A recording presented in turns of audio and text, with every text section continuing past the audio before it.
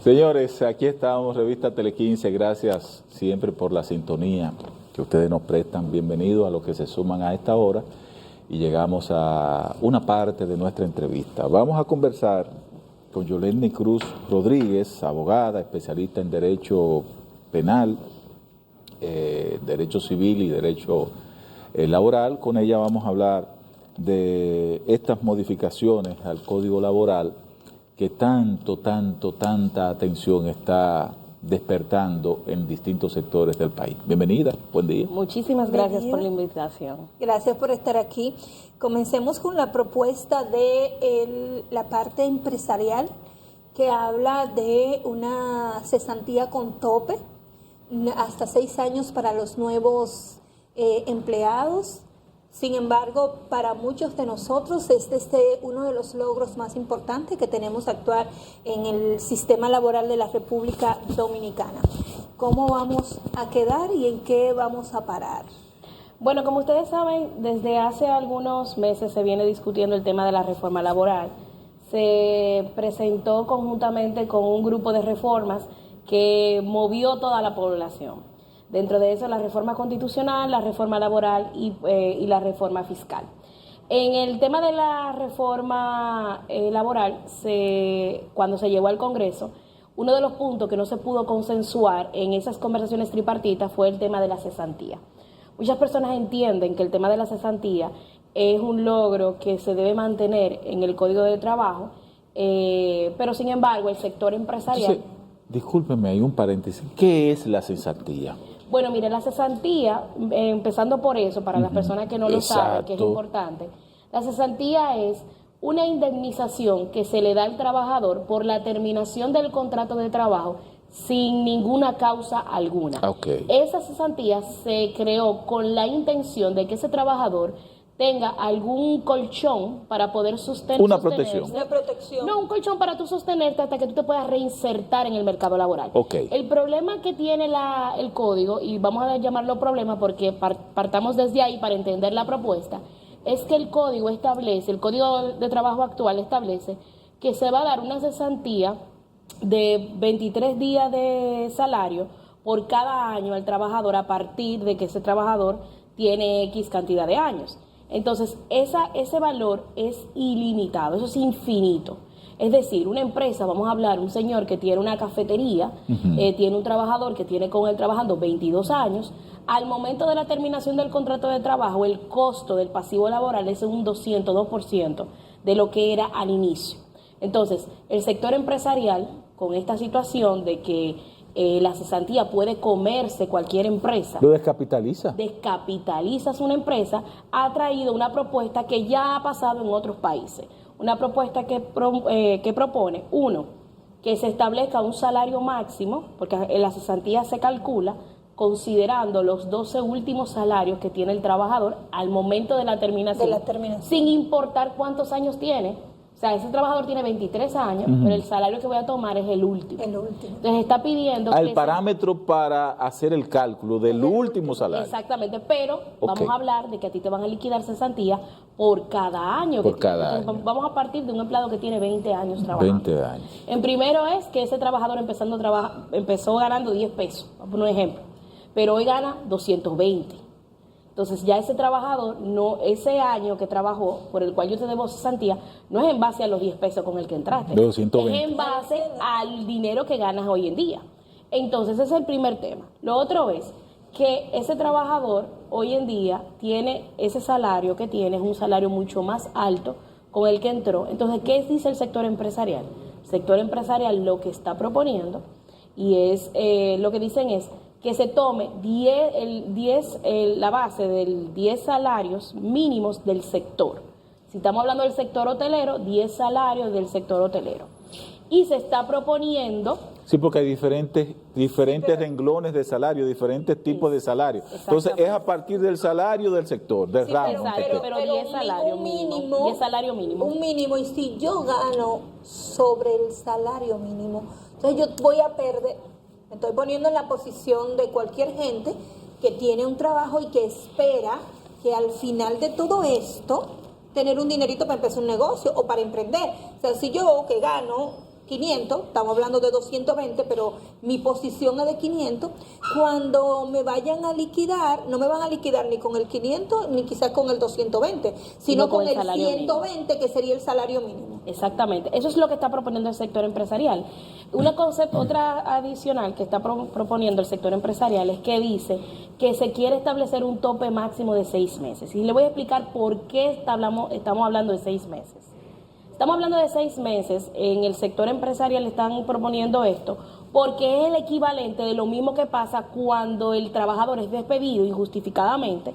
La ley establece que cuando se demuestra que ese despido es injustificado, entonces se le va a pagar un salario de 6 meses máximo. Y cuando el trabajador por igual dimite porque el empleador por alguna razón ha violado algunos de sus derechos, la ley le confiere 6 meses. Entonces el sector empresarial lo que está pidiendo es una equivalencia, es decir, que la indemnización a la que tenga derecho el trabajador por un desahucio sea igual equivalente a la que tiene el de despido y a la que tiene el de dimisión.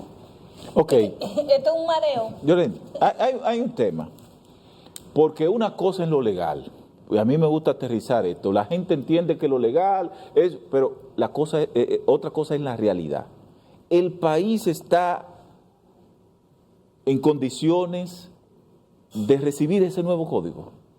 Mira, el Código de Trabajo esta reforma del Código de Trabajo, en mi entender, es necesaria. Es necesaria. ¿Y por qué? Porque nosotros tenemos un Código de Trabajo de 1992 que no está adaptada a las nuevas realidades de la ley de trabajo, a las nuevas realidades del ¿Cuáles día a son día esas del trabajo. realidades? Por ejemplo, el teletrabajo. El teletrabajo. Pero hay muchísima gente trabajando ya. Sí, pero no está regulado de manera adecuada. Bueno, pero se puede hacer un transitorio, qué sé yo. Bueno, pero existe hoy una resolución. Sin embargo, nosotros tenemos que incorporarla al código. Además, existen muchos aspectos del procedimiento laboral que no del derecho laboral. Porque cuando hablamos de derecho laboral, estamos hablando de los derechos del trabajador. Sí. Ahora, cuando hablamos de procedimiento laboral, es de los procedimientos ante los tribunales, los procesos legales, entre otros, que necesitan ser reformados. Y eso es necesario y es urgente. No solamente para los empresarios, sino para los trabajadores. Pero es que vamos por parte, porque yo sí estoy preocupada.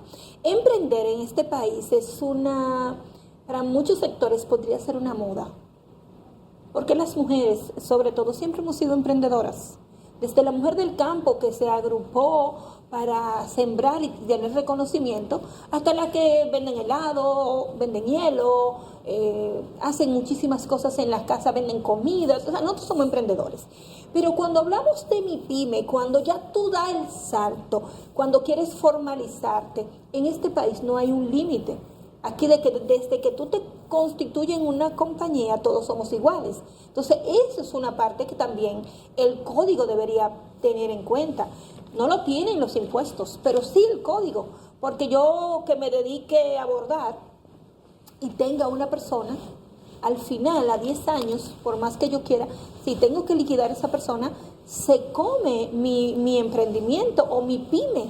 Entonces, yo siento que no estamos delimitando, sino que estamos agrupando a todos los empresarios pequeños, medianos y grandes en un mismo saco, y no debería ser.